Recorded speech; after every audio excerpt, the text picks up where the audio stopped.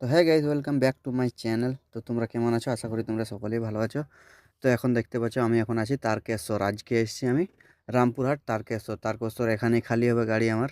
তো এখন বাজে প্রায় 12টা, আর দেখতে পাচ্ছ এখন সিটি প্রায় মোটামুটি জাম। তারপর দেখতে পাচ্ছ চলে এসেছি তারকেশ্বর বাজার পার করে ভাটাতে। আর ভাটাতে আসার পর ফাটাফাট প্রথম তিরপলটা খুলে নিই, যেহেতু খালি হবে গাড়ি আমার। প্রায় একটা বেজেই গিয়েছিল ভাটাতে আসতে আসতে। তো ফাইনালি গাইজ দেখতে পাচ্ছ গাড়ি আমার ডালা খুলে দিয়েছি, এবার খালি হবে। আর লেবার দিয়ে খালি হবে, যেহেতু জেসিবি টেসিবি কিছু নাই, না থাকার কারণে লেবার দিয়ে খালি হবে। এবার আমি যাচ্ছি, তারপর আমি গাইজ বাইক নিয়ে বেরিয়ে যাই খাবার আনতে, যেহেতু আজকে রান্না করিনি আর সামনে কোনো হোটেল নেই, তার জন্য আমি বেরিয়ে যাই বাইক নিয়ে খাবার আনতে। খুব সুন্দর ভিউ দেখতে দেখতে গাইজ পৌঁছে গেলাম ফাইনালি হোটেলে। আর দেখতে পাচ্ছ এটা হচ্ছে হোটেল। তোমরা ভাববে এটা একটা গুমটি, কিন্তু না, এটা একটা হোটেল, একটা মহিলা হোটেলে চালাই। তারপর গাইজ ফাইনালি আমি খাবার নিয়ে বেরিয়ে গেলাম আবার ওই বুলেট দিয়ে, মানে বুঝতে পারছো গ্যালেমার দিয়ে চলে এলাম। তার মধ্যেই দেখতে পেলাম গাইজ দুটো বন্ধু আমার পেছনে পড়ে যায়। ওদের নাকি খিদে লেগে যায়, তার মধ্যে গাইজ খাবার খেতে লেগে যায়।